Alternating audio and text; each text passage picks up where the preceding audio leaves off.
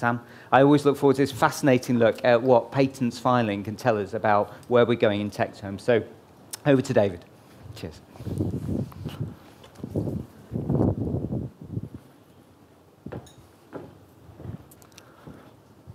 Thanks, Steve. I was really pleased. One of your 3 key points was innovation, which was the third point, and hopefully I'll be able to shed a little bit more light on that today. You might be saying, well, why is a patent attorney here talking about a global perspective? Before I get into that, I'll tell you a little bit about patents.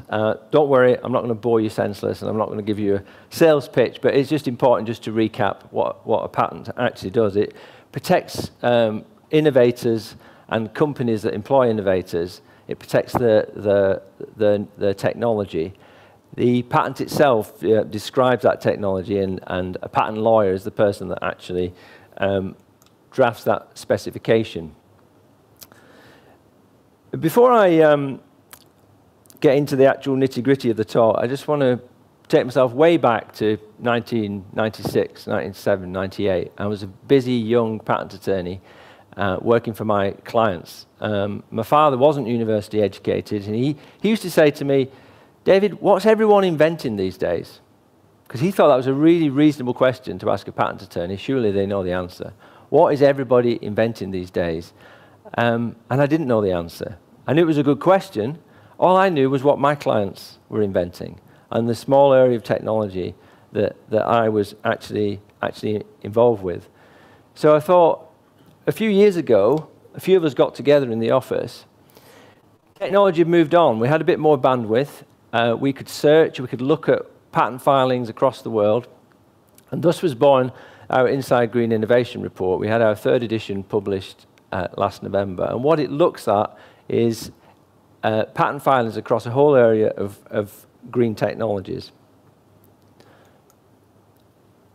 So just a little bit more about patents. Why would they give us any sort of indication of what's happening in green technology? Well, there's some key things about a patent.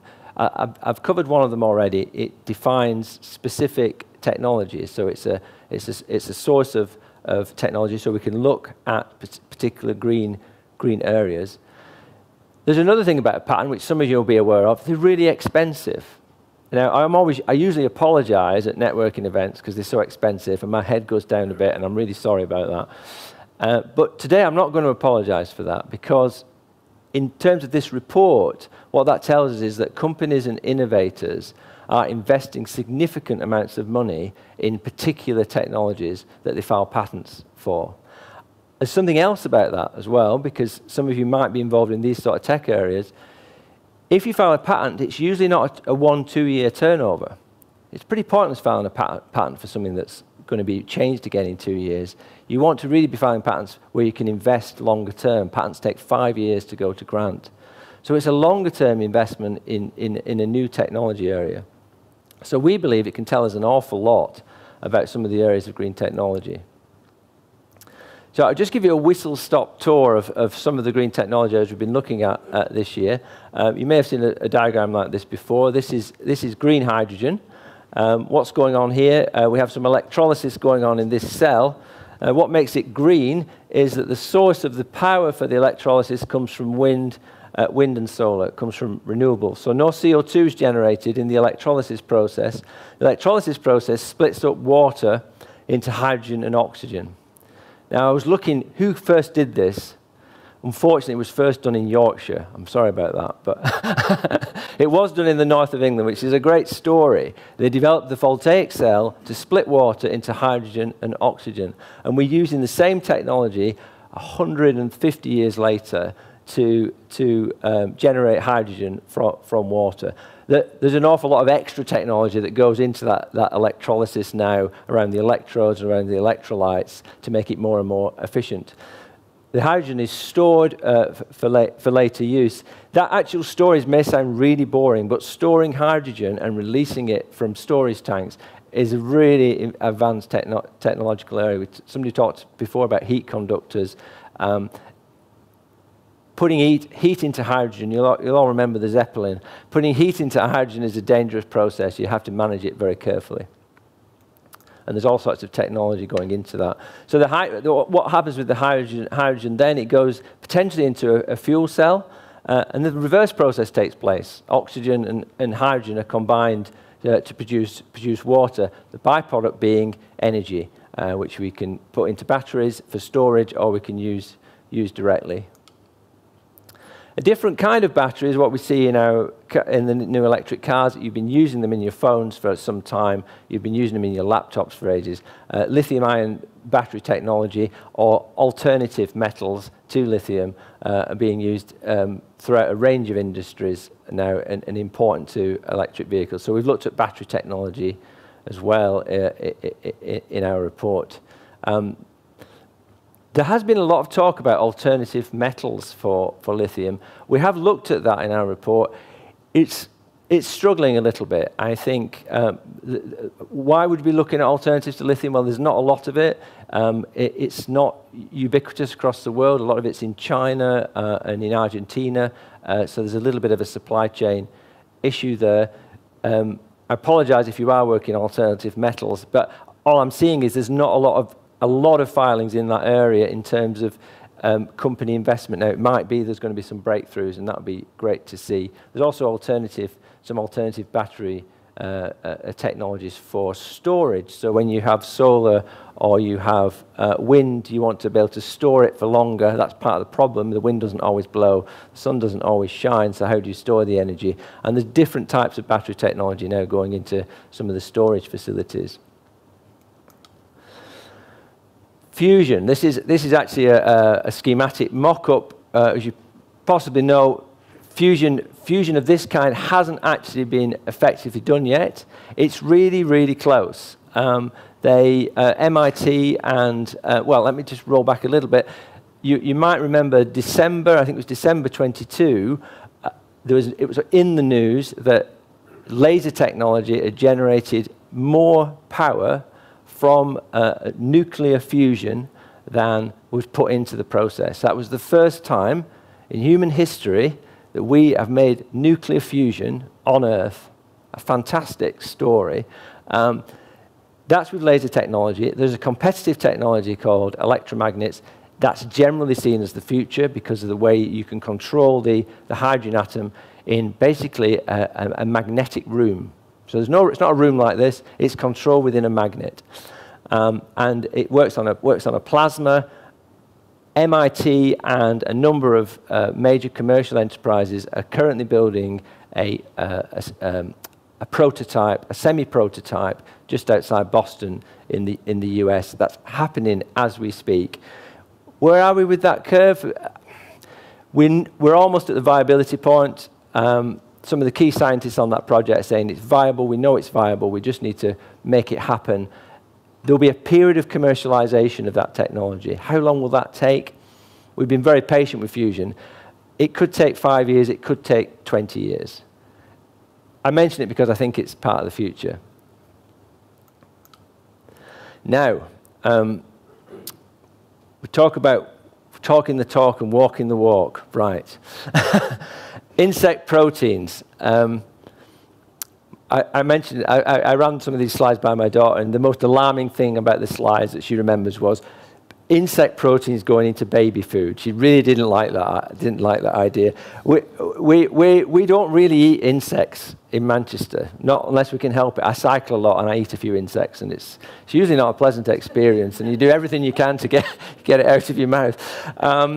But we might be using them, we're going to be using them in sports supplements, certainly in pet food and in animal feed, which is, I guess, we're less squeamish about that. They actually can be used in cosmetics as well. There's quite a lot of tech goes into it, harvesting larvae and separating larvae from insects and that kind of thing. Genetically modified insects as well that produce more protein, all that sort of. There's quite a lot of technology can go into that area. We're also looking at cultured meats. This is really progressing. A lot of patents are being filed in the cultured meat area. Genetically modified cell lines, again, it's not, what that's going to give you is a kind of film on the bottom of a Petri dish. You're not going to be eating that as your steak. So they're building 3D scaffolds. They're using 3D printing techniques to do that. They're obviously edible scaffolds. And you're building up the texture and the feel of meat, and obviously getting the same amount of protein. It's very much in its infancy. I think we'll probably see insect proteins before we see cultured meat, but let's wait and see. Okay, well, part of, we've been talking about going to carbon zero, but part of that whole process is sustainability. And we see polymers and plastics, we see them in our oceans, in our rivers. I read a shocking statistic, it came from 2019. 50% of plastics go into landfill. Only 9% are actually recycled. 9%. This is globally. 22% are incinerated. Now, polymers are made from carbon. So when they're incinerated, carbon dioxide. The most shocking bit is 22%, apart from what the 22% that's incinerated, 22% just goes into the natural environment. It's not even thrown away. It's not even put in a garbage bag. It's just put in the natural environment, and that's why we see this kind of thing. So it's a massive problem that we need to address. Now, you've seen slides like this before: linear economy, circular economy. I think it's a kind of a bit of a myth in a way, and I don't mean that in a negative sense. I just kind of feel it's about responsibility. It's about how we, who's responsible. And historically, who's been responsible? The environment's been responsible for closing the circle. And when you make wooden products, when you make even metal swords, when you make wicker baskets, the environment takes care of it. Well, we're making products now, such advanced products, that the environment can't possibly take care of it. So we need to take responsibility. We can't pass that responsibility on. Another area of technology is carbon capture.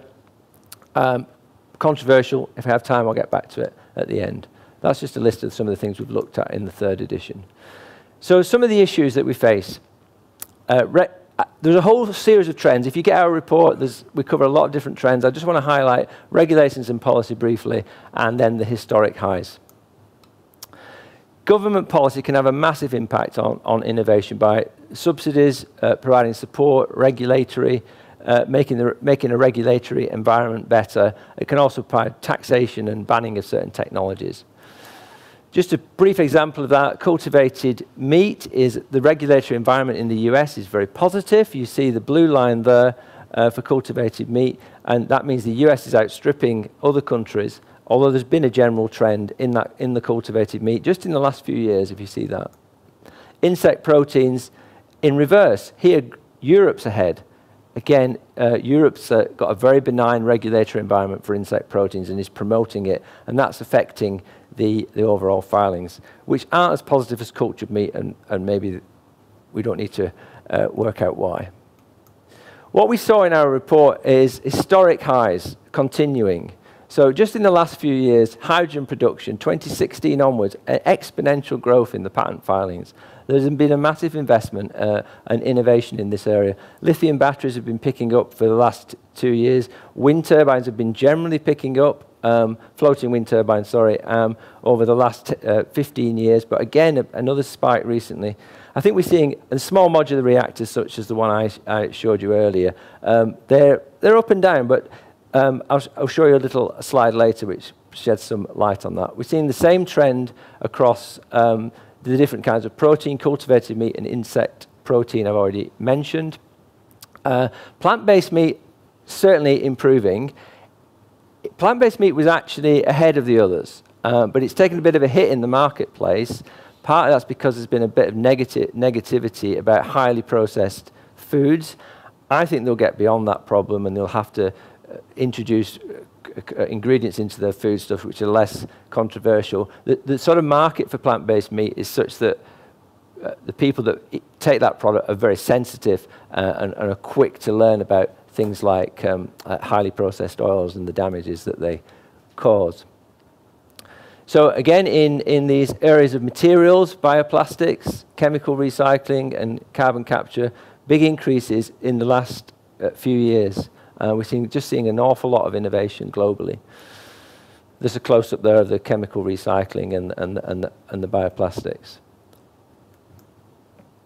Another thing we're noting on chemical recycling is we have the same number of assignees going across for a number of years, but the number of assignees as well as the number of filings have increased dramatically.